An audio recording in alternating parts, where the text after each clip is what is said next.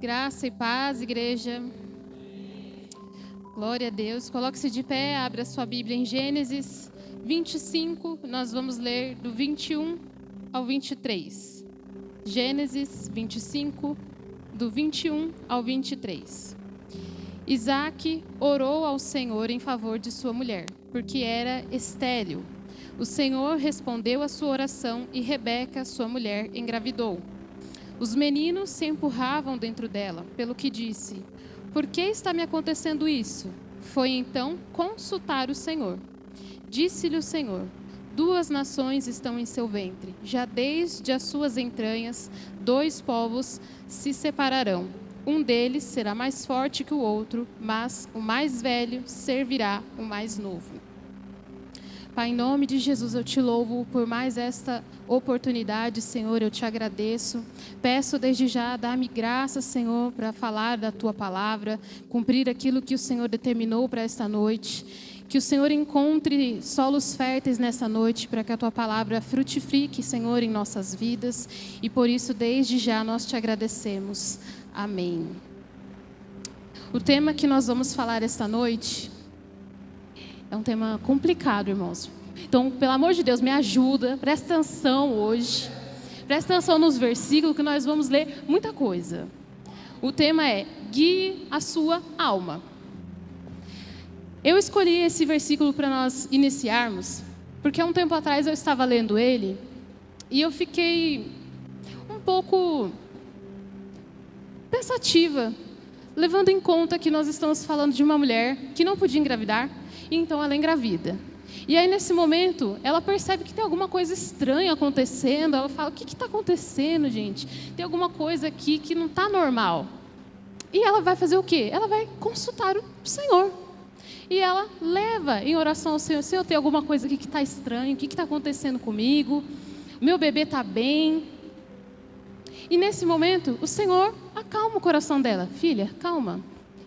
A única coisa que está acontecendo aí é que você tem 2 crianças aí dentro, 2 nações que já estão em pé de guerra aí dentro. E aí, sabe o que foi que eu fiquei pensando? No passado, nós não tínhamos tecnologias, tanta modernidade.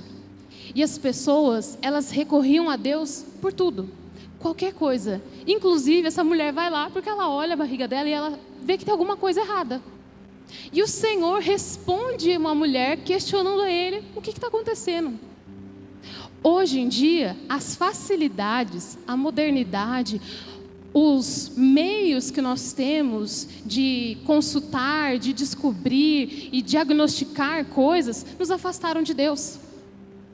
E talvez, muita gente vai dizer: mas é porque Deus é o Deus da ciência, é Ele que dá capacidade ao homem. Isso é verdade. Não estamos aqui para falar contra nada disso. Porém, o problema está em nós, que diante de possibilidades, nós paramos de recorrer a Deus. A mulher foi lá para falar com o Senhor a respeito da barriga dela, dos filhos. E nós, diante de qualquer situação que sobrevém sobre nossas vidas, dificilmente levamos esses questionamentos ao Senhor. Nós vamos consultar os médicos e aí a gente ouve um diagnóstico ruim, aí a gente vai diante de outro médico, a gente vai fazer um exame, a gente vai atrás de outro especialista. E aí, quando alguém diz para nós: é isso e não tem mais o que fazer, aí a gente vai atrás do Senhor para quê? Para cura. Não porque a gente quer saber o que Ele tem a dizer, não porque a gente recorreu a Ele: Senhor, o que é que está acontecendo? Mas porque a gente simplesmente ouviu que não tem outro jeito. E é por isso que a gente chama Senhor de Deus do impossível, porque nas coisas possíveis a gente nem questiona. Mas olha essa mulher, ela poderia ter recorrido a outras coisas. A gente pode dizer que não haviam tecnologias, mas naquele tempo haviam as parteiras que iam lá, iam conversar com ela, e talvez ela poderia consultar qualquer outra pessoa. Mas ela vai direto ao Senhor. Por quê? Porque ela nem podia ter filhos. E ela sabe que foi o Senhor que deu a ela. Ela vai adiante de quem?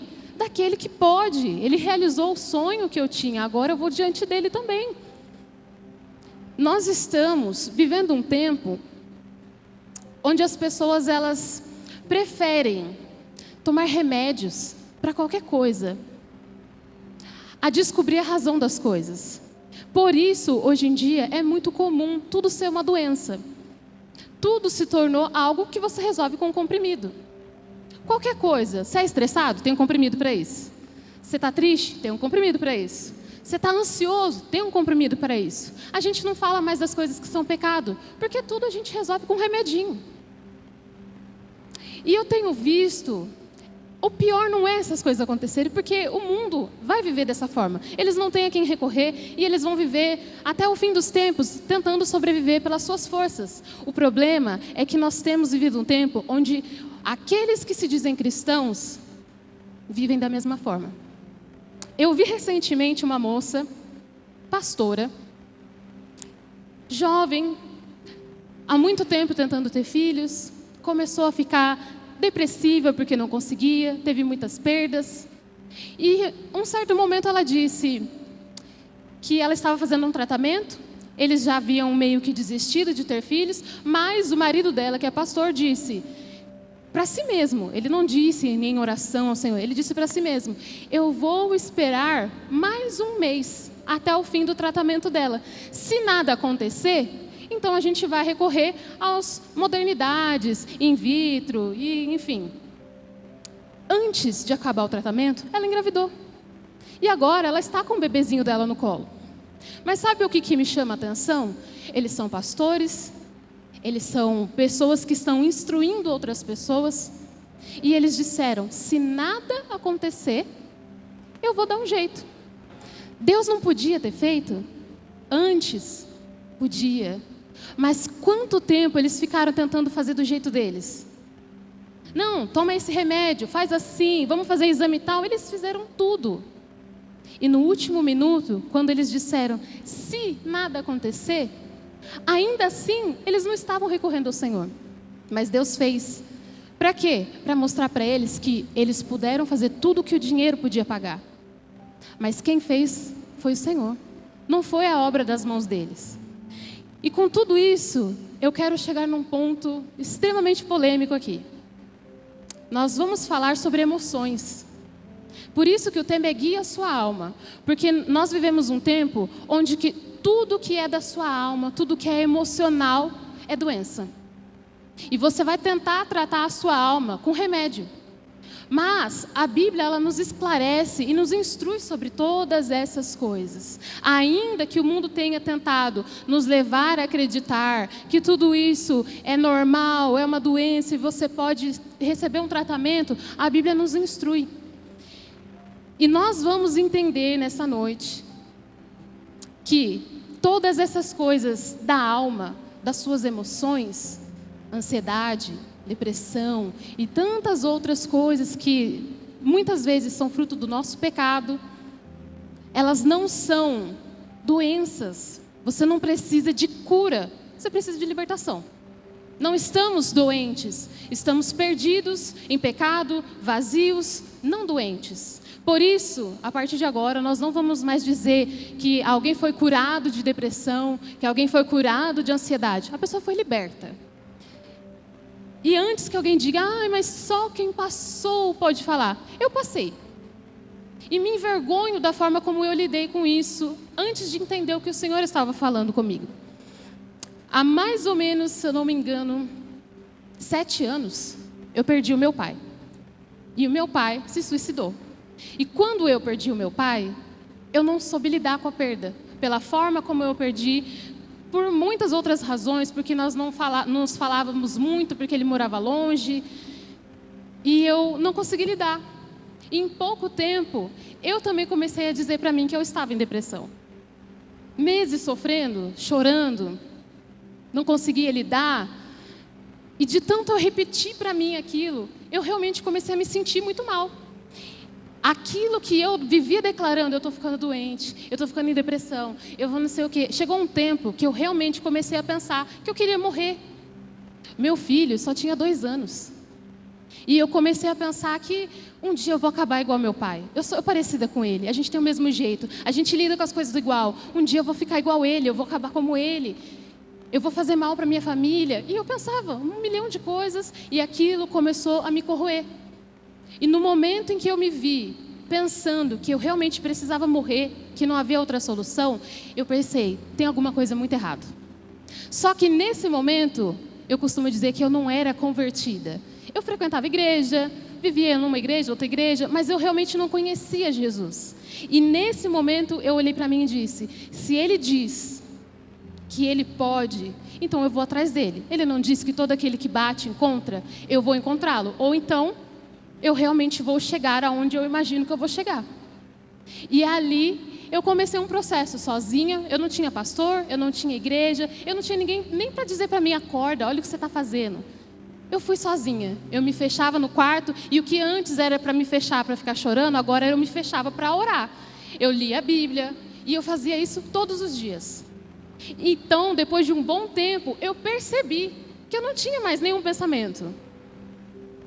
Só que não foi uma cura. Eu me livrei daquilo que estava me contaminando. Aquilo que antes estava enchendo os meus pensamentos foi substituído por algo que me dava vida. Não foi algo miraculoso, milagroso. Houve um milagre. Sim, eu conheci Jesus e esse foi o maior milagre. Eu não precisei nem de medicação, eu não precisei recorrer a alguém que ia me entupir de remédios. Foi Jesus. E foi simplesmente o meu encontro com Ele.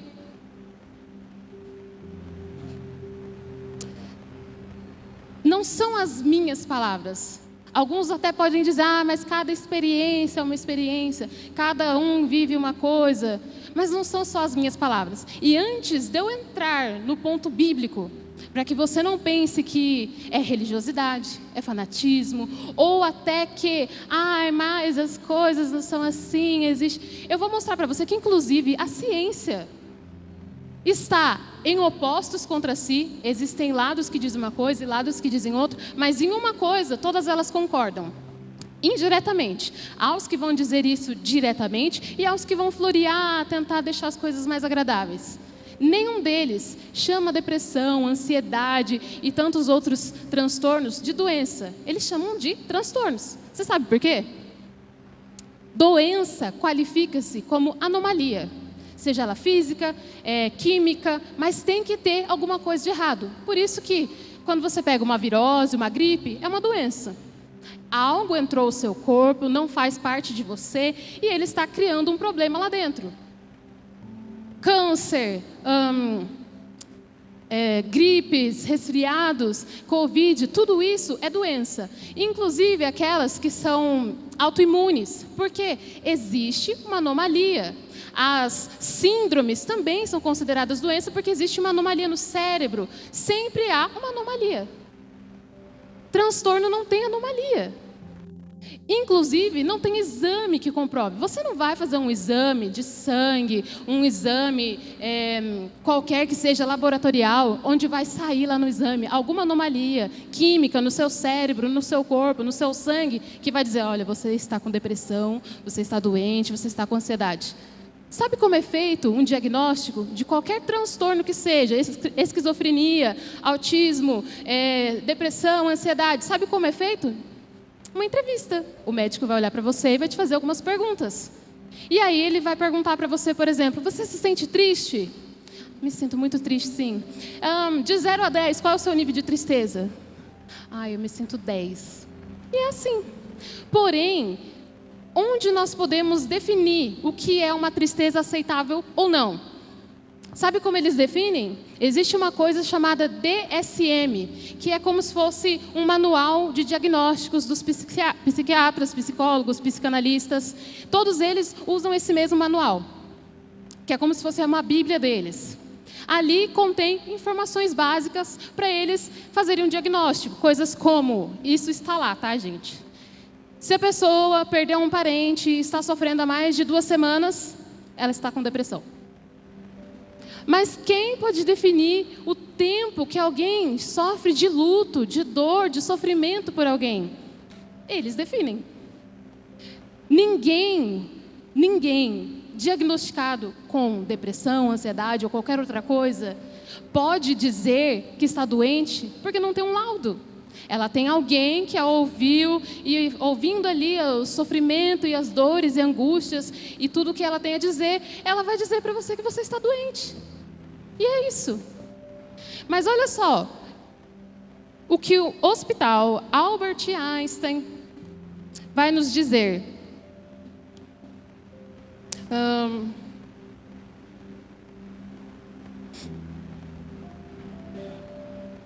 Ou melhor, vamos começar aqui com a OMS. A OMS, que é a Organização Mundial da Saúde, ela diz assim: a condição de dor, sofrimento, ela é diferente das flutuações usuais de humor e das respostas emocionais de curta duração aos desafios da vida. Eles estão dizendo que o sofrimento, a ansiedade de alguém que está doente é diferente do sofrimento normal. Porém, neste mesmo artigo, não tem nada que diga com que eles se baseiam. Estamos nos baseando num estudo, num exame que definiu o nível aceitável de tristeza, o nível aceitável de serotonina. Não tem nada disso. É baseado em eu acho, só isso. Ou seja, aquilo que anteriormente era emoção, um sentimento, agora nós passamos a chamar de doenças, nós passamos a chamar de algo que precisa de um tratamento. Emoções, coisas que todo mundo sente. Logo, todos estamos doentes. Todo mundo já teve algum momento na vida de angústia, de sofrimento, de dor, de perda. Todos estamos doentes, então.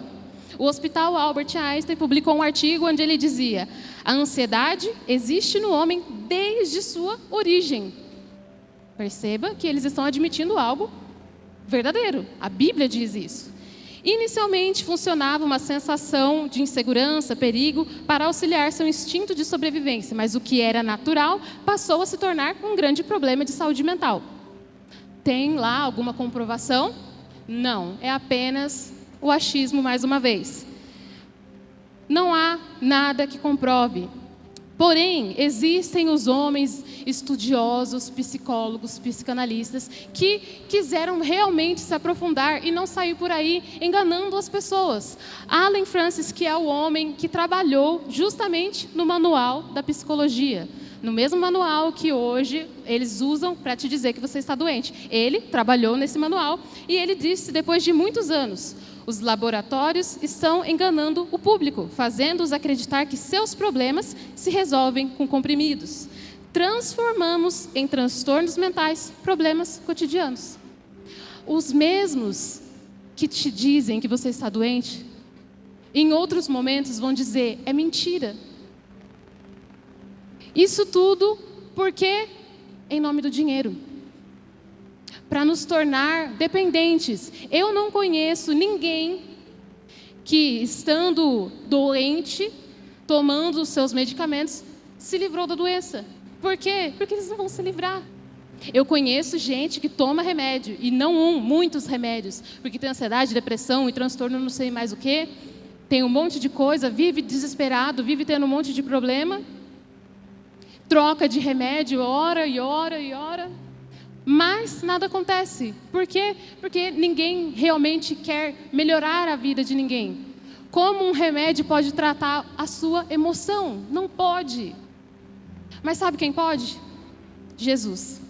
Ele pode.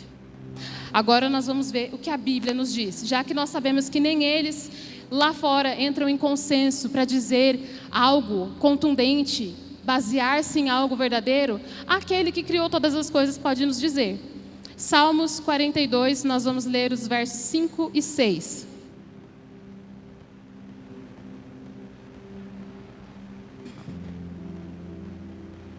Por que você está assim tão triste, ó minha alma? Por que está assim tão perturbada dentro de mim? Ponha sua esperança em Deus, pois ainda o louvarei. Ele é o meu Salvador e o meu Deus. A minha alma está profundamente triste. Por isso, de ti me lembro, desde a terra do Jordão, das alturas do Hermon, desde o monte Mizar. O salmista está expressando um estado de profunda tristeza. Ele já seria diagnosticado facilmente com depressão. Profunda tristeza, a alma abatida, angustiado e aflito. E ele diz o quê? Por isso me lembro de ti.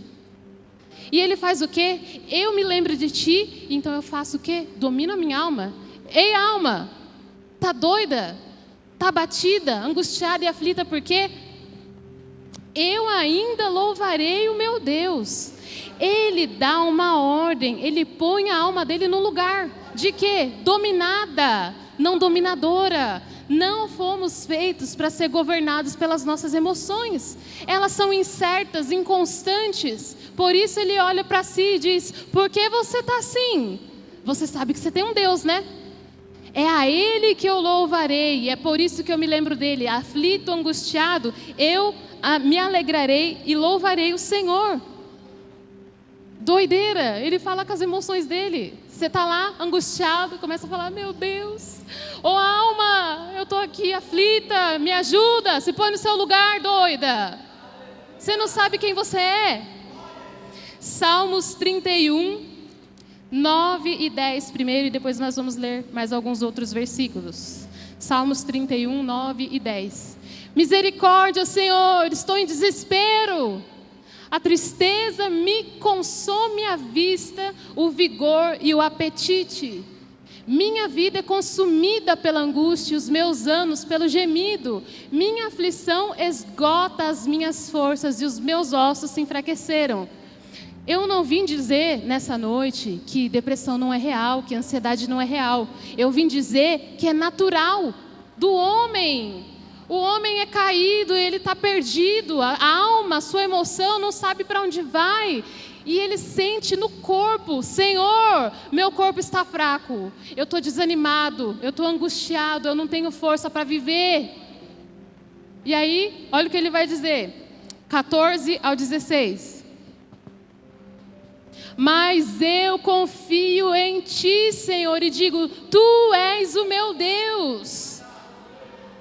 O meu futuro está nas Tuas mãos. Livra-me dos meus inimigos e daqueles que me perseguem. Faze o Teu rosto resplandecer sobre o Teu servo. Salva-me por Teu amor leal. Ele sente no corpo, ele está desesperado, ele está se sentindo fraco, sem fome, sem sono. Ele está exatamente como muitos se diagnosticam hoje. Nossa, eu estou tão abatido, eu não tenho vontade de viver, eu não tenho vontade de trabalhar. Olha, meu corpo, eu me sinto cansado. É assim que ele está. E ele faz o quê? Senhor, eu confiarei em Ti. Eu esperarei em Ti. Faz o Teu rosto resplandecer. Senhor, renova a minha força por Teu amor leal. Nesses momentos, lembrar ela do amor do Senhor. Ele me salvou, como é que eu vou pôr a minha vida agora de novo num lugar de perdição, de morte? Se Ele me disse que as palavras dele são vida para mim. 21 ao 24. Ele começa angustiado, com o corpo doendo, sem sono, sem fome. No fim do salmo ele está o quê? Bendito seja o Senhor, pois mostrou o seu maravilhoso amor para comigo, quando eu estava numa cidade cercada. Alarmado eu disse: fui excluído da presença do Senhor. Contudo, ouviste as minhas súplicas quando clamei a Ti por socorro. Amem o Senhor todos vocês e os seus santos. O Senhor preserva os fiéis, mas aos arrogantes dá o que merecem. Sejam fortes e corajosos todos vocês que esperam no Senhor. Ele começa como alguém que está precisando de ajuda. Deus, socorro. E ele conclui dizendo: sejam fortes e corajosos. Quem é o seu Deus? Ele socorre, Ele responde os seus fiéis. Ele começa a clamar e no final o Senhor já renovou ele tanto que Ele está socorrendo. Esse é o nosso estado. Não quer dizer que você não vai ter momentos de tristeza, que você não vai ter momentos de desespero, de ansiedade. Porém, o que foi que o Senhor disse? No mundo vocês terão aflições, mas eu já venci. Vocês podem recorrer a mim, eu venci por vocês. O que foi que Ele disse? Eu vos deixo a minha paz, não como o mundo dá. O que é a paz do Senhor? A paz que excede todo entendimento. O que significa isso? Mesmo em meio a situações adversas, você continua em paz. É por isso que excede o entendimento, porque ninguém consegue entender. Como é que você fica assim? Você não sabe, eu já chorei, mas quando eu fui chorar, o Senhor já me renovou de um jeito que eu saí de lá com novas forças, um novo fôlego, filho. Tudo se fez novo. É real, é natural. Inclusive o Albert Einstein, o hospital, já falou. É desde a origem do homem, desde a existência do homem. é natural, mas, todavia, eu não posso ser governado por essas coisas. A Bíblia nos diz diversas vezes e nos mostra que a nossa alma, ela está passível a tudo isso. Ela vai sentir, ela vai se angustiar, ela vai ficar desesperada. E é por isso que muitas vezes a gente se perde. A gente fica, meu Deus, não sei para onde vou, porque a gente está ouvindo a alma e ela está perdida, angustiada, sedenta por uma direção. E o que é que nós precisamos fazer? Guiar a nossa alma. Até onde? O lugar de descanso dela. O lugar onde ela obtém resposta. Filipenses 4, do 4 ao 8. A questão não é o que nós vamos sentir. Assim como o mundo está lá enlouquecido, doente, porque eles tomaram sobre si muitas doenças, nós a rejeitamos e dizemos que são nossas emoções. E nós vamos governá-las. Não seremos dominados por ela. Esse é o ponto. Como nós reagimos com isso? 4 até o 8. Alegrem-se sempre no Senhor. Novamente eu direi, alegrem-se. Seja a amabilidade de vocês conhecida por todos. Perto está o Senhor. Não andem ansiosos por coisa alguma. Em tudo, pela oração e súplica e com ação de graças, apresentem seus pedidos a Deus. E a paz de Deus, que excede todo entendimento, guardará o coração e a mente de vocês em Cristo Jesus. Paulo começa nos dando uma ordem. Alegre-se. Ele não pergunta como você vai fazer, dá um jeito. Alegrem-se no Senhor. Perto está o Senhor. Essa é a sua alegria. Ai, mas perto está o Senhor. Mas que você não sabe? Perto está o Senhor. Então, mas que você não... Perto está o Senhor. Essa é a sua alegria. Alegrem-se no Senhor. E não fiquem ansiosos de coisa alguma. Qual é o seu desespero? Pouco importa, filho. Eu já entreguei ao Senhor e Ele vai cuidar. É por isso que é a paz que excede entendimento, porque você sabe que você já entregou para alguém que cuida. Você imagina se a Rebeca, lá do início do versículo, está angustiada, acha que tem alguma coisa errada com os filhos, orou ao Senhor, mas vai continuar desesperada. Ela vai chegar ao fim da gravidez de um jeito ou de outro, ela tem que esperar. Mas ela já ouviu do Senhor a resposta. E é assim que a gente tem que agir. Paulo disse, leva ao Senhor com oração, súplicas, entregue tudo a Ele e alegre-se. Não fique ansioso se perguntando como vai ser, o que foi. Você já entregou. Por que a gente fica ansioso? Por causa do pecado. Porque a gente não confia no Senhor, porque a gente não entrega ao Senhor, porque a gente nem consulta ao Senhor, não leva a Ele. E aí a gente fica ansioso, ou seja, não é doença, é pecado, é culpa nossa. Somos nós que não estamos fazendo o que tem que ser feito. Se nós obedecermos certinho, alegre-se no Senhor, perto está o Senhor, faça conhecido ao Senhor as suas orações, as suas súplicas, os seus pedidos e confie. Pronto, não tem razão para estar ansioso, angustiado, preocupado. Somos nós. É o pecado que está em nós, é a nossa desconfiança, a nossa insegurança. Não precisamos de remédio, precisamos de Jesus. Nos enchermos de Jesus. Aqui nós estamos sendo ensinados por Paulo uma lição extremamente importante. A não ser condicionados pelas circunstâncias. Porque ele diz o quê? Alegre-se e entregue ao Senhor. Mas e a situação? Pouco importa, filho. E agora? Alegre-se, foi só o que ele disse. Você imagina o povo recebendo a carta dele? Então, o que o Paulo falou para nós? Alegre-se. Não, mas então, daquela situação lá, ele só falou alegre-se, entregue ao Senhor, só isso. Até chegar a próxima carta, filho, você vai pelejar com alegre-se e entregue ao Senhor. Não é diferente para nós agora. A ordem é a mesma. Está passando por qualquer situação, precisa de direção, entregue ao Senhor, torne a Ele conhecidos e alegre-se. Por quê? Perto está o Senhor. Foi o que o salmista disse. Eu estou angustiado, meu corpo geme, tudo dói. E eu me lembro do Senhor e eu o louvarei. E bendito seja o Senhor e sejam corajosos vocês também. Está entendendo? A palavra do Senhor é viva e eficaz. Mais afiada que uma espada de 2 gumes para dividir alma e espírito. Só a palavra do Senhor pode trazer a você vida, alegria, renovar as suas forças, porque ela é viva. Está com desejo de morte, está com sentimento de morte, enche-se da palavra. ela é vida. Por que a gente faz o contrário? Está triste, está deprimido e vai lá e conversa com gente mais deprimida ainda e sai de lá pior, querendo morrer, e já vai querer os dois morrer junto. Gente, a gente está fazendo coisa que não faz sentido. Os nossos pensamentos, aquilo do que nós nos enchemos, tem nos governado. E é por isso que nós estamos no meio de um tempo de tanta gente doente, deprimida, ansiosa, aflita, perdida, desde crianças. Não tem sido incomum vermos crianças dizendo: minha ansiedade atacou, minha depressão, meus remédios. São crianças. Não tem sido incomum isso. E o que é que está de errado, gente? As coisas das quais a gente se enche é muita inutilidade, futilidade, coisas que não acrescentam em nada. As crianças estão desde cedo aprendendo a se comparar com gente de internet. Vocês, adultos, estão o tempo todo se enchendo de coisas que não acrescentam em nada, não edificam. Aí chega no momento do dia que você precisa de algo que te dê direção. Você tem palavra em você? Não tem. Você tem a dancinha do TikTok para você fazer enquanto você chora. É isso que a gente se enche. E é por isso que quando vem um momento normal de tristeza, a gente se afunda. Porque não tem nada lá dentro para te impulsionar para cima. Para dizer: eu me lembrarei do meu Deus. Vou me lembrar de que Deus, se eu não falei com Ele, eu nem convivo com Deus.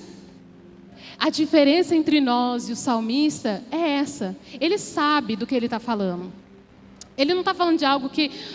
teve um culto uns 2 anos atrás que eu ouvi. Ele convive com o Senhor. Então, quando vem a adversidade, ele sabe para onde ele vai. Ele sabe para quem dizer: alma, você sabe para onde ir, né? Volta para o seu lugar, filha. Fica perdida e angustiada, não? Você vai dizer isso para sua alma de que jeito? Qual que era o versículo mesmo que foi falado no culto, gente? Preciso de alguma coisa que me dê ânimo. Joga no Google, porque não se enche. Qual é o nosso futuro dessa forma? 2 Coríntios 10, 5.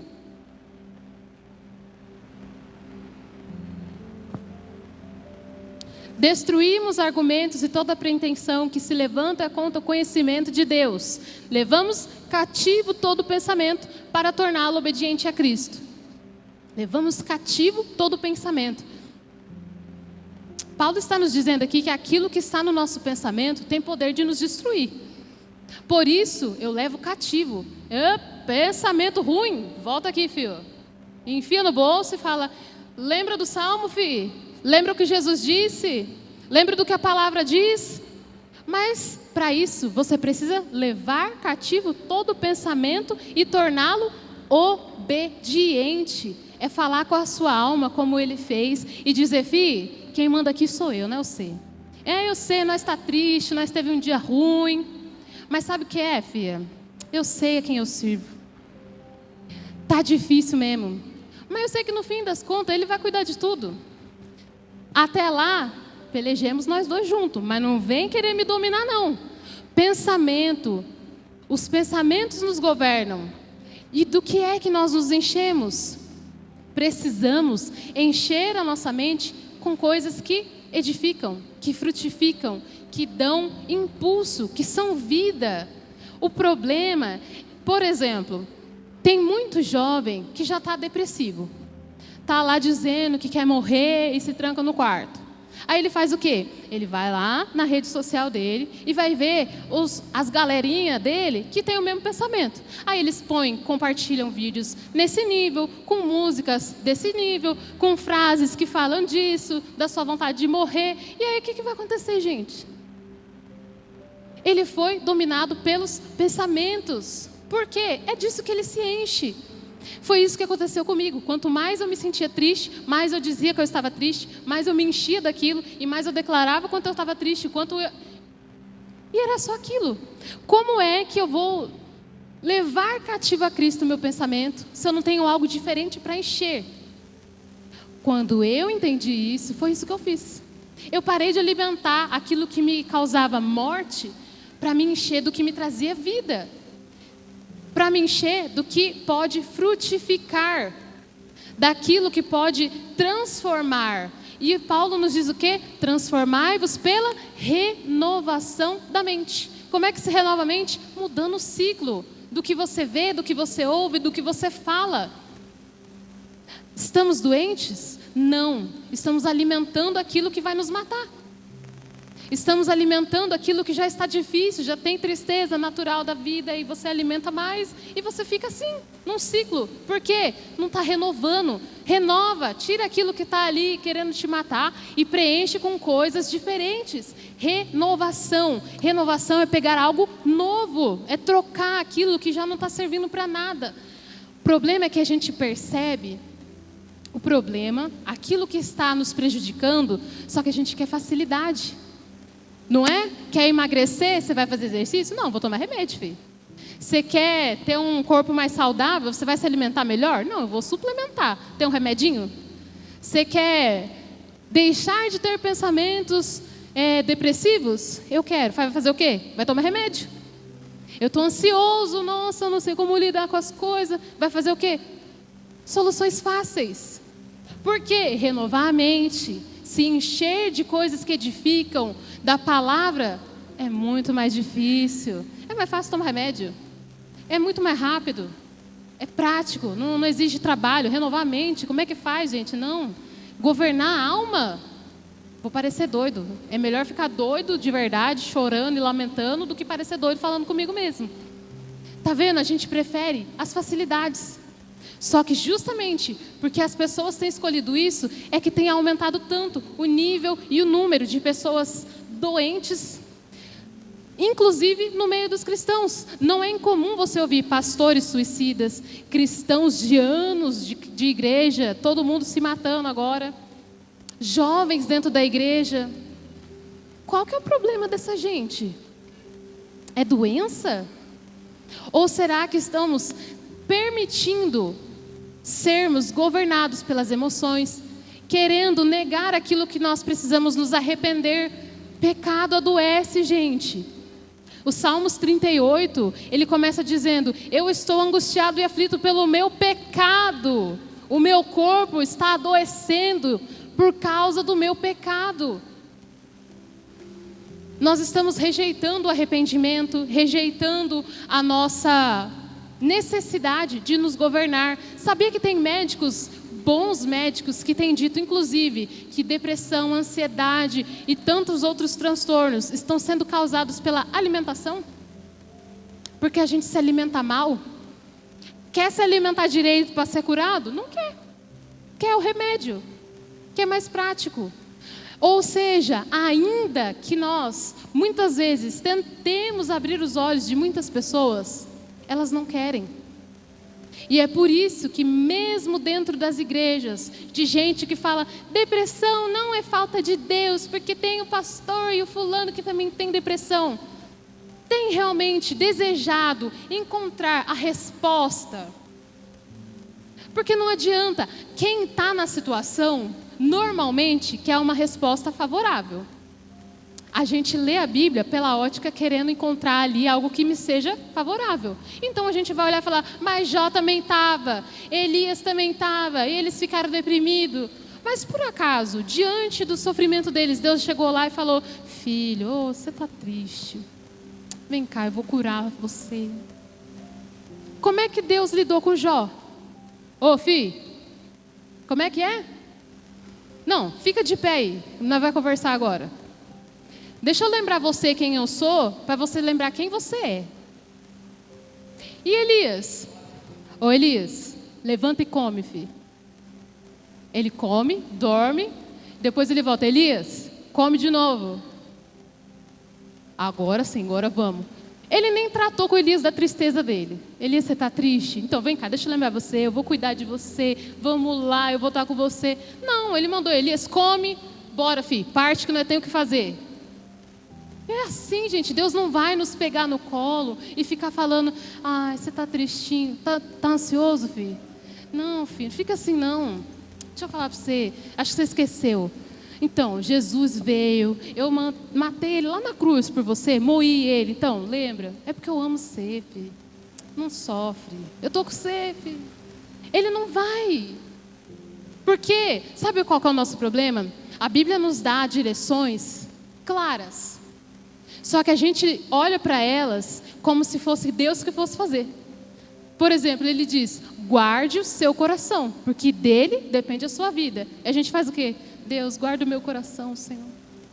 Blinda o meu coração, Jesus. Aí ele fala o quê? Domine-se. Porque aquele que não domina a si mesmo é como uma cidade sem muros, vulnerável. A gente faz o quê? Oh, Senhor, estou tão triste, Deus, me ajuda aqui, Senhor. E ele está mostrando para nós que é o contrário, ele não vai fazer por nós. Porque ele é mau? Porque ele não está nem aí para a sua tristeza? Não, porque ele já disse o que é para fazer. Ele disse: renove a sua mente, filho. Lembra de quem você é, que você tem dono. A sua esperança não está aqui. Eu estou contigo. Se nós, tendo direção e a resposta, não olhamos para aquilo que Ele nos deu e preferimos continuar alimentando as tristezas, as angústias, Ele vai nos deixar. Porque Ele disse que Ele faz o quê? Eu entrego o homem a si mesmo e aquilo que ele desejava. Você está desejando morrer? Está desejando ficar triste? O Senhor vai deixar. Não porque Ele não se importe. Ele se importa tanto que Ele antecipou a direção para você e falou: quando você ficar assim, vem aqui que a resposta está aqui. Ficou triste? Vem aqui. Está angustiado? Tem resposta aqui para você também. Está aflito? Ele já deu a direção. A nossa parte é obedecer. O problema é que a gente não quer. Colossenses 3:2.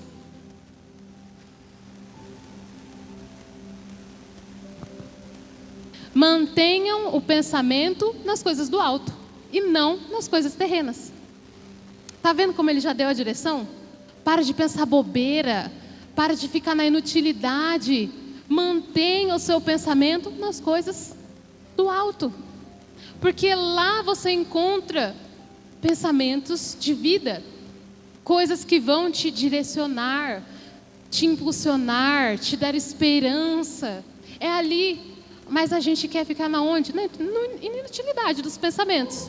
A gente quer continuar no lugar confortável. Então não adianta a gente ficar chorando. Por isso, essas gerações mais novas estão assim. Elas estão com o pensamento aonde? Nas coisas terrenas. Nos prazeres, nas vontades, nas dancinhas, eu tenho que estar ligado nas coisas. A mente está vazia. E bem diz o ditado: mente vazia é oficina do diabo. Aí você acha que é o diabo que está te deixando triste? Não, ele nem tem tido trabalho. Ele te dá distração. Ali você se esbalda, aí você faz o serviço dele, facilita. Ele olha e fala: olha só, que benção. Nem tive trabalho dessa vez. Ai, morreu facinho. Com isso, não entenda que eu estou sendo desrespeitosa. Eu perdi meu pai assim. Mas justamente por ter perdido ele, passado um processo até aqui, eu sei que a culpa é nossa. É a gente que alimenta, é a gente que se enche de tudo que mata. E aí o Senhor diz: mantém seu pensamento lá em cima, filho. Aonde está a sua esperança? Onde é o seu alvo? Aonde você vai? É lá, olha para lá. Se enche do que vem de lá. Apocalipse vai dizer que há um rio que flui água de vida do trono de Deus. E aonde você está bebendo? Aí como é que a gente se ajuda? Romanos 15:3.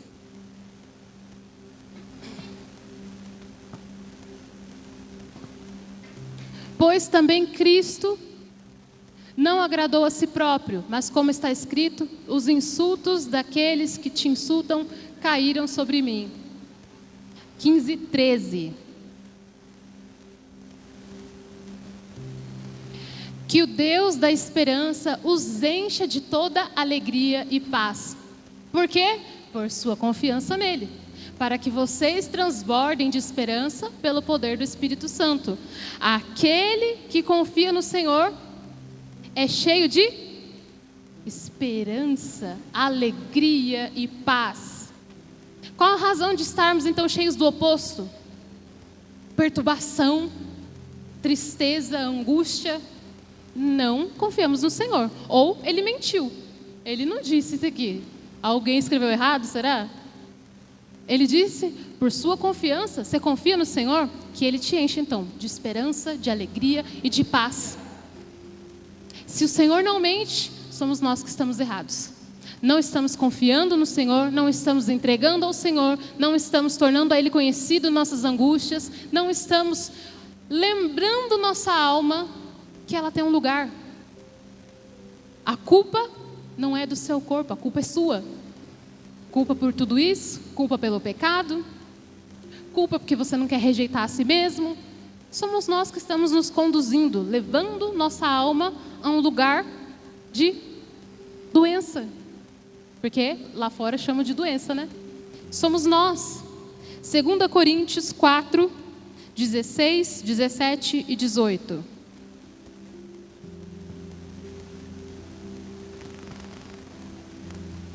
Por isso, não desanimamos.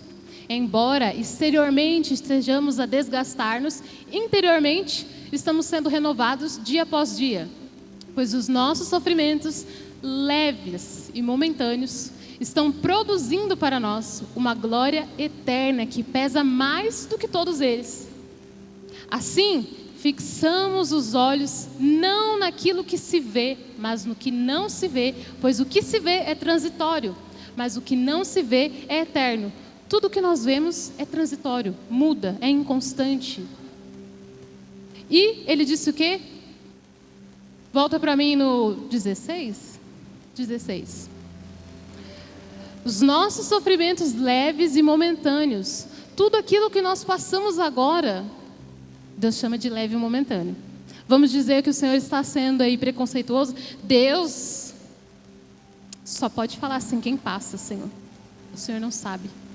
E ele disse o quê? Ele sofreu todas as coisas e aprendeu a obediência no sofrimento.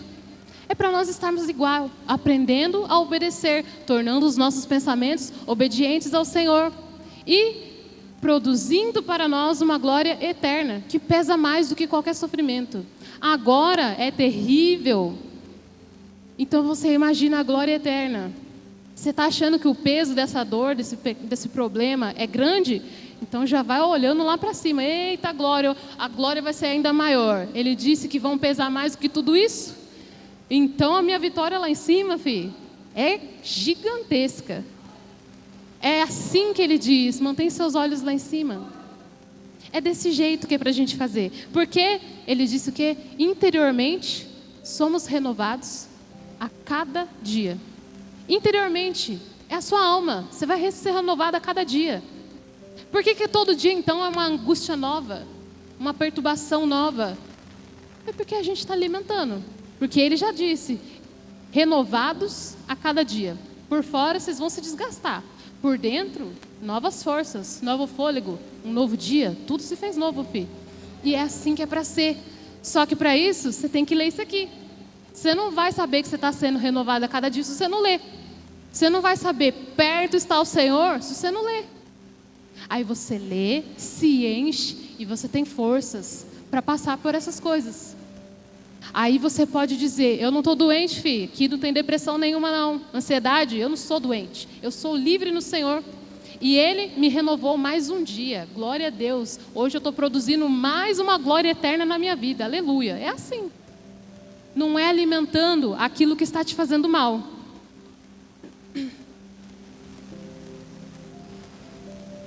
Mateus 11, 29.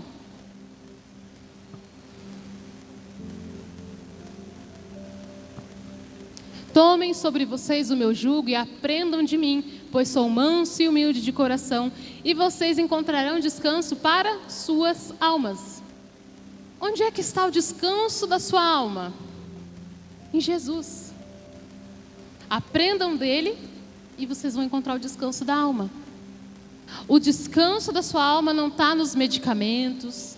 O descanso da sua alma não está nos médicos, nos especialistas, nos 30 consultórios que você tem que passar por mês. O descanso da sua alma não está nas inutilidades e futilidades que você tem enchido a sua mente. Está em Jesus. Em mim vocês encontram descanso para a sua alma. Guie a sua alma até o descanso. Conduza ela. Fia, é para cá, fia, volta. É assim que a gente tem que fazer. Salmos 19, 7 e 8.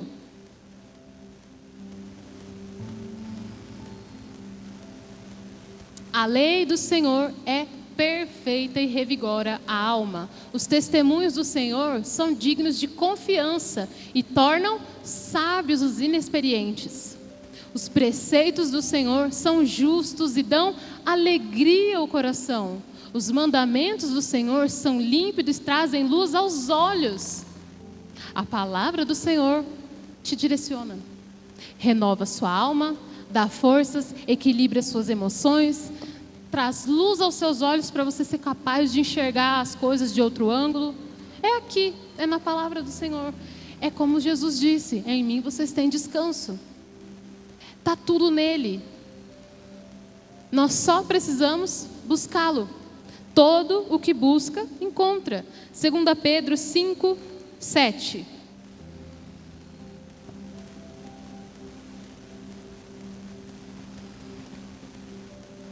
Segunda Pedro 5, 7.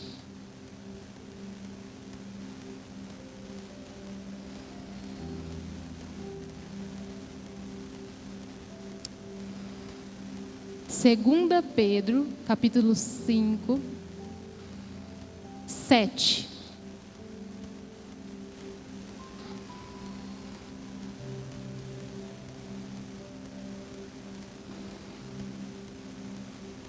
Primeira. Lancem sobre ele toda a sua ansiedade, porque ele tem cuidado de vocês. Lança sobre ele toda a sua ansiedade. Não importa o que é só jogar para ele. Ó, Senhor, agora as coisas estão assim e eu não sei o que fazer. E aí, ele te renova, te dá paz que excede entendimento e você não precisa ser governado pelo momento, pela circunstância ou pela forma como as coisas estão. Provérbios 25, 28.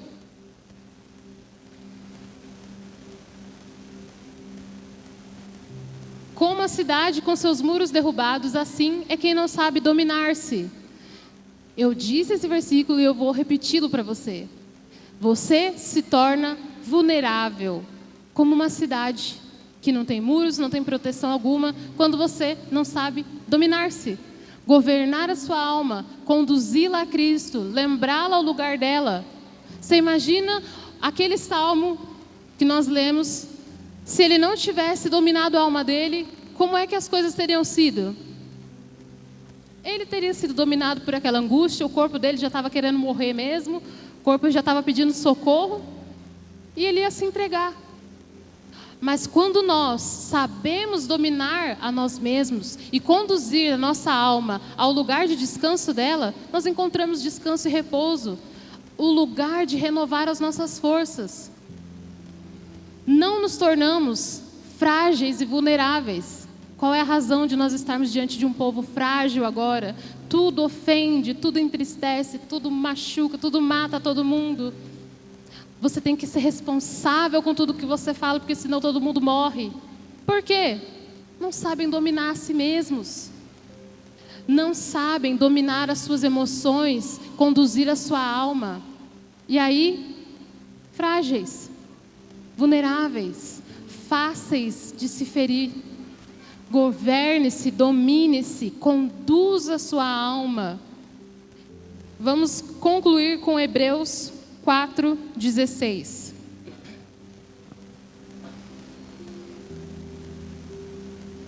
Assim, diante de tudo isso que nós dissemos, aproximemo-nos do trono da graça com toda confiança, a fim de recebermos misericórdia e encontrarmos graça que nos ajude no momento da necessidade. Diante de tudo isso, não é para nós nos entristecermos, é para nós nos alegrarmos em saber que, primeiro, eu não sou doente. Segundo, eu tenho a quem recorrer. E por fim, Ele concede graça para eu saber lidar, para eu passar pelos momentos de necessidade. As adversidades vão vir. Os servos dele passaram por elas. Porém, aquele que sabe conduzir a si mesmo, Ele vence todas essas coisas. Nessa noite, o objetivo da mensagem é nos lembrar que nós somos responsáveis pelos nossos pensamentos, pela forma como a nossa vida tem sido conduzida, porque a forma como você alimenta os seus pensamentos, a sua mente, vai determinar toda a sua vida. Por isso ele disse, guarda o seu coração. Você precisa agir, guardar o seu coração, conduzir a sua alma e determinar aonde você vai chegar. Aproxime-se do trono da graça. É só ali que a gente pode encontrar o que nós precisamos. Eu agradeço a oportunidade.